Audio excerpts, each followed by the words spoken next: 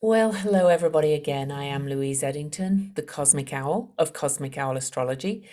And this is the Weirdly Cosmic podcast episode for the Aquarius new moon that is coming up on February the 1st, 2022 in most parts of the world. For those of us on the west coast of the US, it will actually occur on the last day of January, but we're going to look at February the 1st.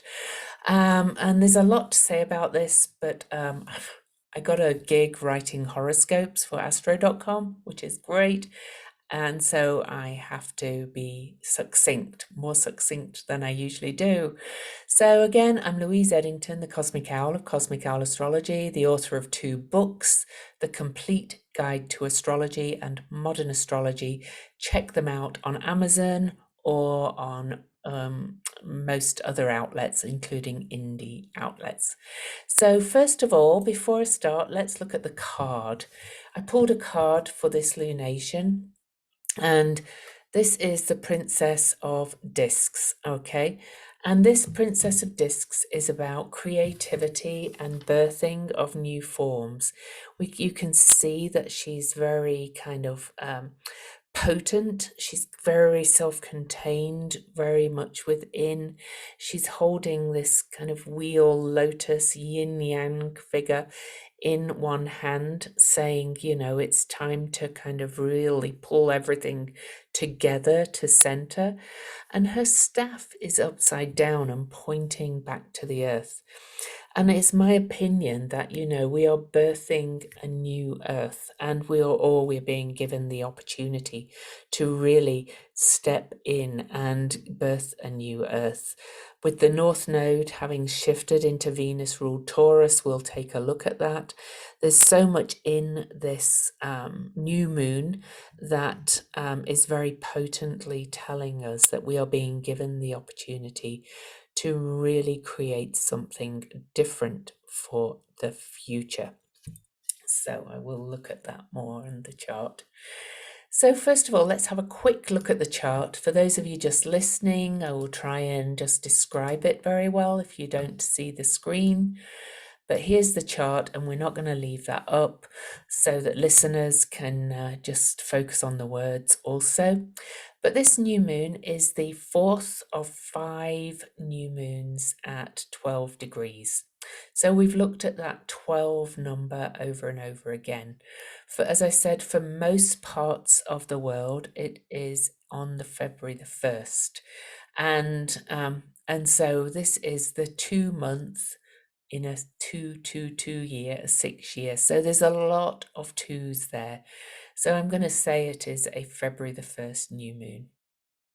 So other things I'm going to talk about on this is that the new moon is the major aspect is square to Uranus. And as we speak, as I record this, Uranus has just stationed direct and is still at its station degree. And Uranus is the traditional ruler of is the modern ruler of Aquarius. And the new moon is conjunct Saturn, which is the traditional ruler of Aquarius. So in some ways, Uranus is answering to Saturn, but their square is breaking apart. The square that kind of ruled 2021 with a tension between rules and liberation and all those kind of things, and how it means different things for different people. So I won't talk about that too much. Touchy subject for many. Other aspects that we have on this new moon, I'm going to say, are a sextile to Chiron and Aries. It's a bit wide, but it is there. So there is some shamanic healing properties in this new moon.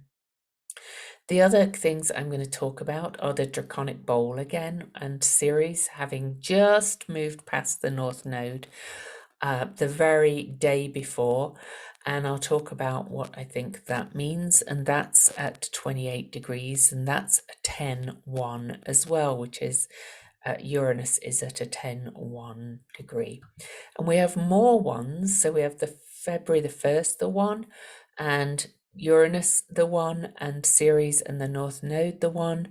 But we have Venus at 11 degrees Capricorn with Vesta, focus and commitment, conjunct at 11 degrees. So a double one there, or 11, the gateway number. And of course, Venus has just stationed direct on this day. She's stationed on January the 29th, and she is starting to retrace her steps, okay, into to move past all those steps that she retrograded from, whatever. So also Mercury, one last thing, is about to station direct. So I'm going to talk about that as well. Mercury will station direct on February the 3rd. So Mercury's at the station degree right now and is exactly 2 degrees away from Pluto, and is going to station direct 2 days after this new moon. So really, Venus and Mercury are at their station points on this new moon, which makes this new moon a big point of change. Ceres just past the North Node, so that makes this a big point, another big point of change. So I'll talk about all of that moving forward. Okay, so first a quick look at the numbers. 12 again. 12 again, to remind you, is made up of 1 and 2, and you can see we have a lot of 1s and 2s. February the 1st, all those 1s. The 12 is a 1 and 2. And it's a 222 year and a 2 month. So we've got 1s and 2s all over the place. And 1 is independence, individuality, initiation, and new beginnings. And 2 is all about sensitivity and patience. And the number 12 itself, let's look at some other words to describe this instead of going over the same same words again.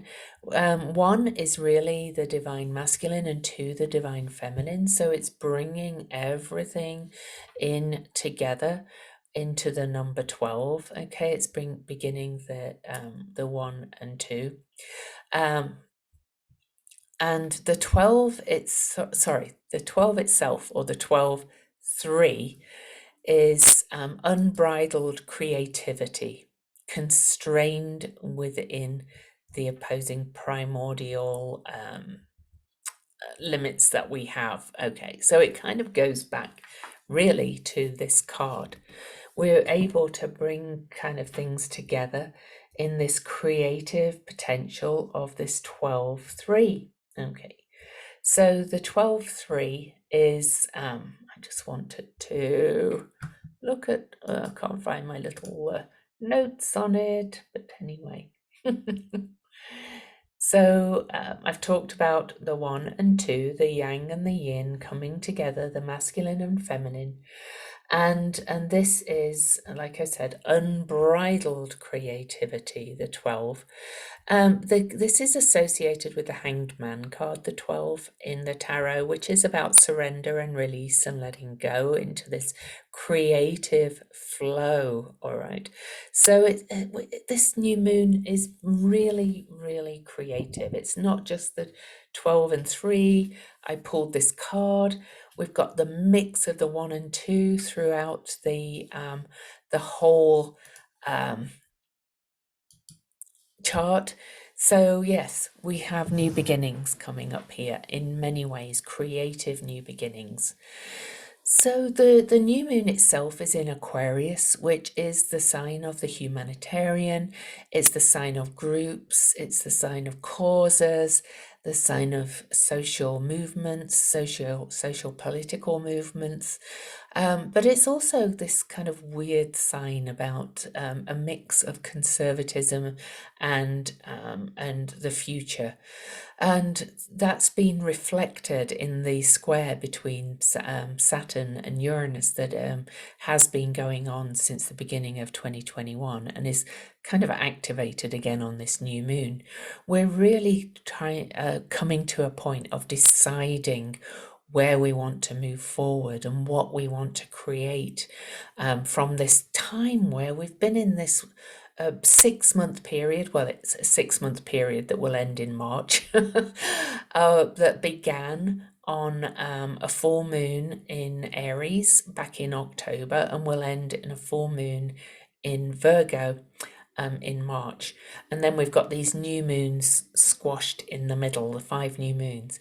And also, of course, we've been in this draconic bowl since Mars crossed the South Node. And we're starting to come out of that on this new moon.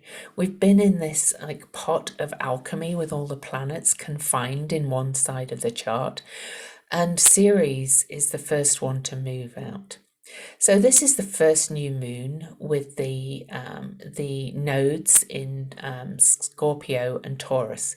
We're moving into a time of our needs, our desires, our wants, getting really clear on what our values are and what our needs for survival are and our needs for comfort are. And we're having a purging on the South Node of kind of being attached to kind of merging with what other people's desires and needs are and wants. So there's a lot of, this is going to rule us really going forward till July 2023. But it's important in this because it's a big shift since the last new moon. All right, the new moon that was right at the beginning of January, the Capricorn new moon. And it's at the 28th. The nodes have already moved back to 28 degrees. They're moving pretty fast now because we're between eclipses also. But Ceres is the Great Mother, and she has just moved beyond that North Node. And she is saying it's time to really deal with the major crises of our time. You know, Ceres has been very much tied in with climate change, with what we're doing with the planet, with what we're doing with our bodies, our diet. I'm not going to go into too much about that. You can read into that what you want. And we're starting to emerge from learning the real lessons of this major time. If you remember, we've had 3 of these periods of confinement during the COVID pandemic, and we've also had many incidences of major storms and major news about climate change.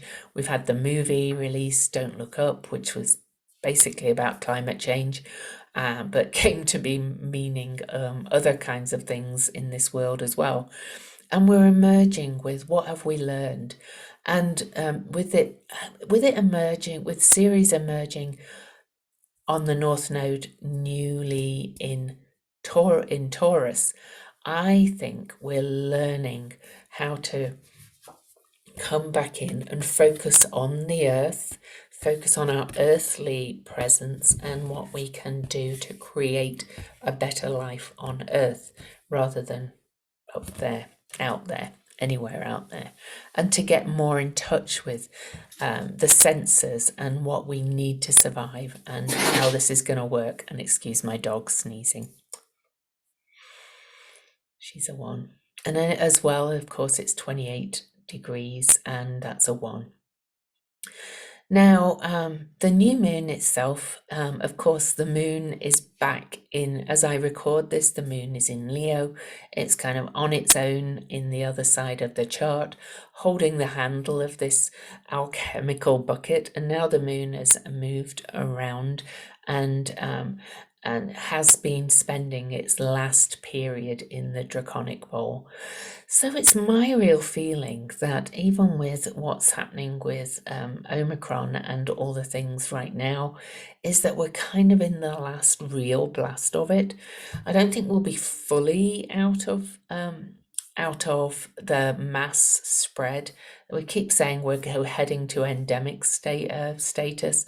I kind of think we are heading to endemic status, and we have to figure out how we're going to kind of move forward with it. on a permanent kind of basis.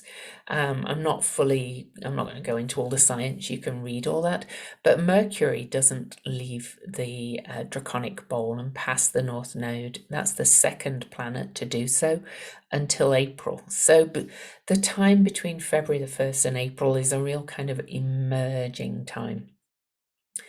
Now, there's another reason why it's an emerging time, is because as Mercury stations direct right after this new moon, we have all planets direct from February the 3rd till April the 29th.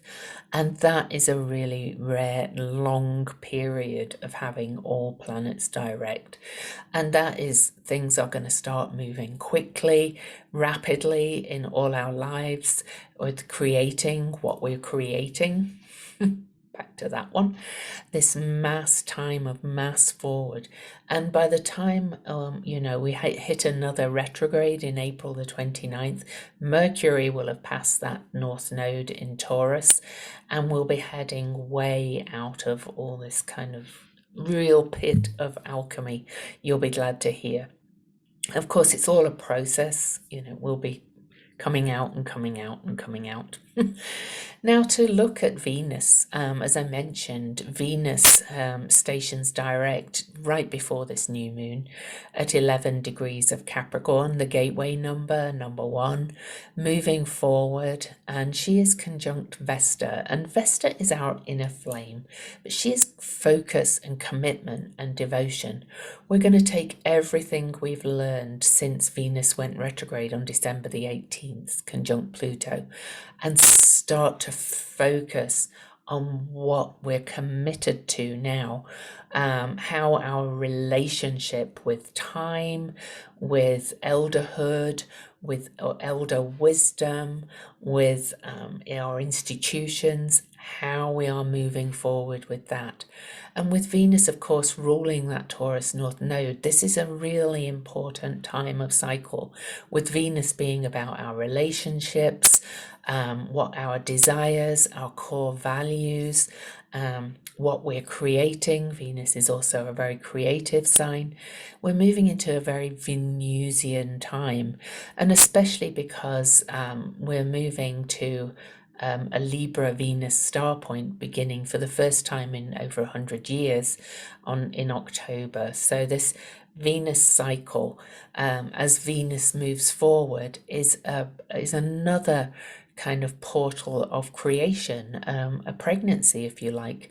We had the Venus star point on January the 8th, beginning a 9.5 month cycle that takes us till October, which is the length of a human pregnancy. So we are being pushed into new beginnings, creative mode. We are really being inspired to move forward. And speaking of inspiration, I did want to mention, of course, that Venus and Vesta are trine, not square, are trine to Uranus, and Uranus, the awakener. We are being awakened, and Uranus is the modern ruler of the new moon.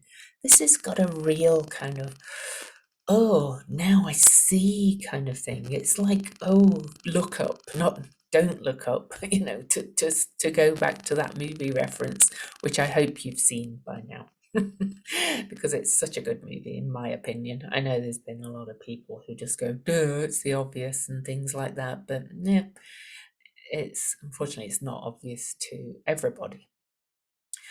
We also have Black Moon Lilith over there on her own in Cancer. She's been roaming around that area of the chart. With her not being actually a physical kind of entity in the sky, she's a point. I don't really count her in the draconic bowl energy, but she is still there. And true Black Moon Lilith is at 10 degrees of Cancer on this, which is about family and feelings and emotion. There's a lot of energy of the divine feminine rising.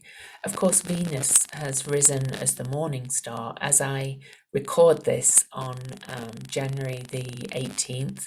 She has actually become visible in some places as the morning star. By February the 1st, she should be visible to even people like me who have a big mountain range to the east. She should be above the mountain tops just before dawn. And as morning star, she is kind of moving forward. She's more warrior Venus. She is more like, let's get out there and take action and start to create. So again, more creative energy. All right. And of course, Mercury stationing direct at 24 degrees of Capricorn right after the new moon, is a 6, 24, 6. So that's another creative number. 3s and 6s are creative numbers. All right. 369 code, the Tesla code or whatever. If you understood the 369 code, we'd solve the problems of the universe. Perhaps in this 6th year, we are being invited to find that way.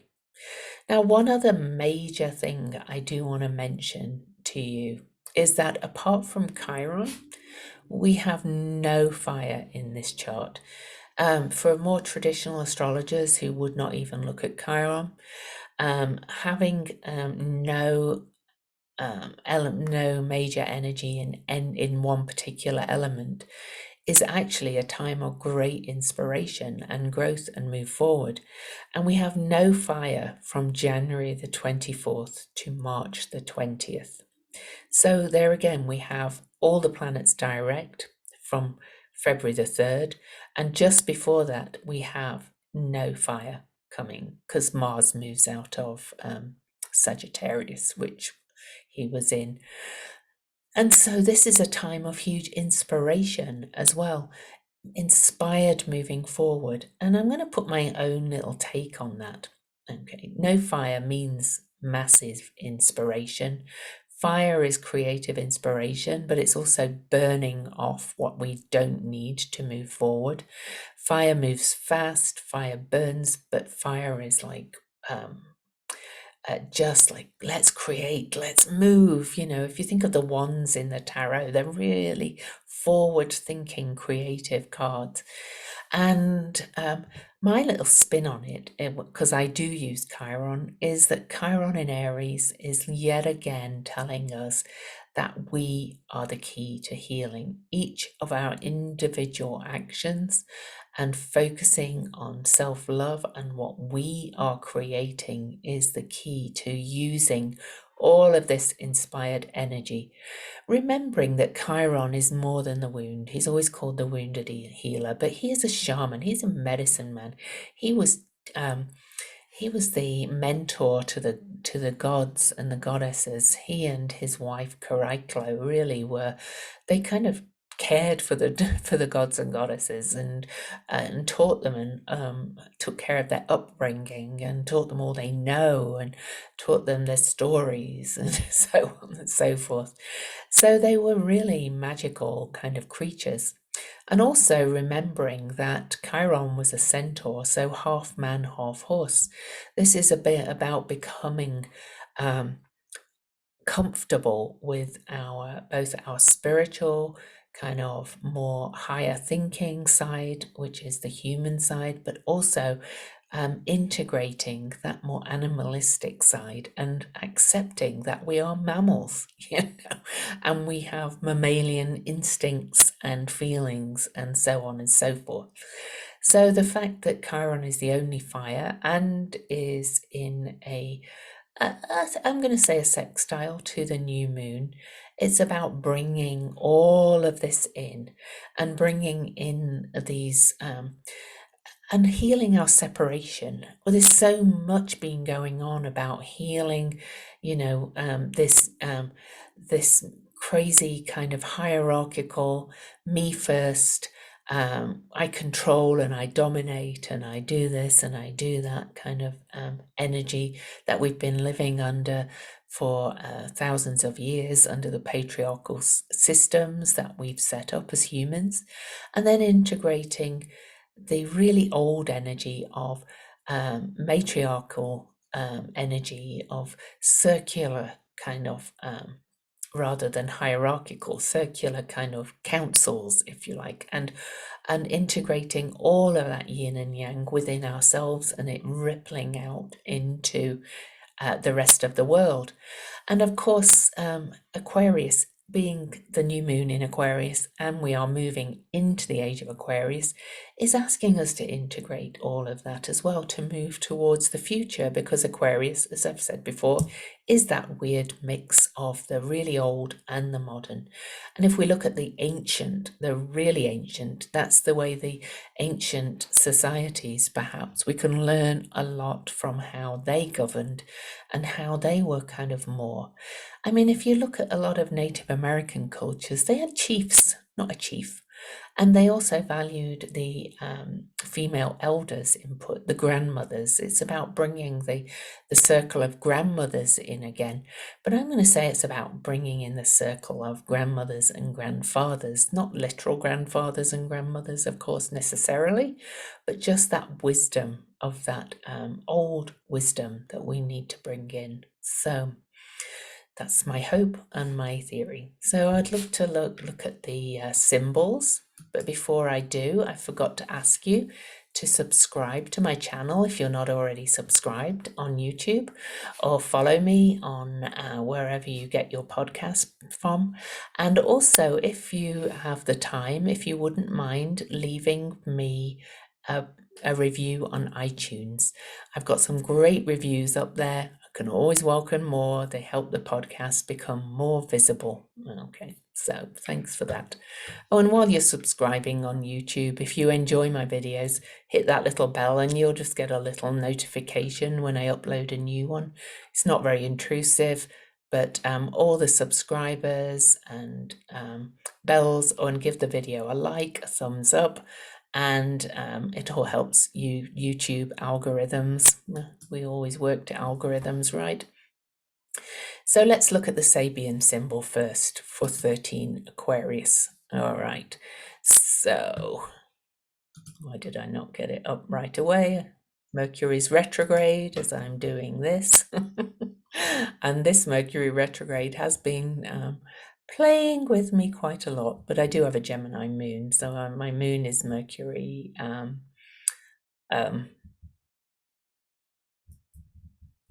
ruled. So the we look to Aquarius for 13 because we always go up with the symbols, because the symbols begin at 1 and the degrees begin at 0. So this Sabian symbol for this new moon is a barometer, and the ability to discover basic natural facts that allow us to plan in advance for action. And the key word is anticipation. So let me just read Dane Rudyard's things. We are no longer dealing with ascent or descent, but with natural laws which involve causal relationships and the passage of one natural condition into another. The barometer registers air pressure, and a change of pressure today gives some indication of what the weather will be tomorrow. In a sense, this is the modern scientific equivalent of archaic prognostication through omens. Likewise, animals grow a more or less thick fur in early autumn according to whether the winter will be more or less severe. Planning for the near future is a possibility because the potential or seed of the future is already operating at the core of the present. So this tells us that it's most important to seek, by whatever means and whatever level of consciousness, a knowledge of causal progression. In the broadest sense, this implies an awareness of cyclic processes, and this includes astrology. So, yeah, Aquarius as well is about the future, and we can look at what's happening now and start to create the future. This is what this symbol is telling me. I'm so hopeful about these things. I really am. So, similar line, Aquarius 13 for the Chandra symbol, a lidless granite sarcophagus. It is empty. There is nothing to go back to. The past has become a phantom. You are propelled forward into the great unknown. But it is so easy to become somewhat desperate and out of context. So much depends upon how you interpret the fact that you are strictly on your own without a personal history or heritage to fall back upon. Is this real opportunity or a strange fate? It's hard to tell the difference, as it all becomes ambiguous, paradoxical, and very mixed. Where do you go from here? No easy answers anywhere. Perhaps the only thing to do is to acknowledge and move with this radical opening and to put no interpretations on it, assuming nothing at all. For if you can welcome multidimensionality with truly open arms, it might well turn out that the future was never supposed to be like the past, and that becoming so free does provide an open access channel for what needs to happen, to come through a jump ahead of the last moment, synchronized with evolution beautifully. Wow. So really, to kind of sum it all up, all these ones, the twos, the degrees, Ceres moving beyond the North Node, Venus moving direct and traveling over her new degrees, this Saturn-Uranus square being highlighted by the new moon with its pull towards learning from the past and moving forward. It's all telling me that what we really know, there is no going back to what was. I can't wait to get back to normal. All right, we are not going back. We are creating something very new. And we don't know what that's going to be yet, but I hope I've kind of given you some guidance personally for yourself to kind of, step in and look at your values. It's a lot to do with where you're going with all your relationships, your values, and your desires. What do you desire to create? But whatever it is, whatever you desire to create, to go back to the Sabian symbol, is to use an awareness of the cyclic processes and causal progression, how things are moving forward, okay, and the ability to discover those basic natural facts. All right, so let that take you. It's to take the barometer now, the weather, what's going on, and see where you're going to take it moving forward. So again, please subscribe to my channel, give it a thumbs up, and maybe hit the little bell. Leave a review if you get chance. Follow me on Cosmic Owl Astrology on Facebook or Instagram and YouTube. I've talked about that one. Check out my books on Amazon or your favorite book outlet. The Complete Guide to Astrology or Modern Astrology. And let's do this. Let's create something wonderful, or at least each play our little part in creating the new world. So for now, so much love, and I will see you on the next full moon.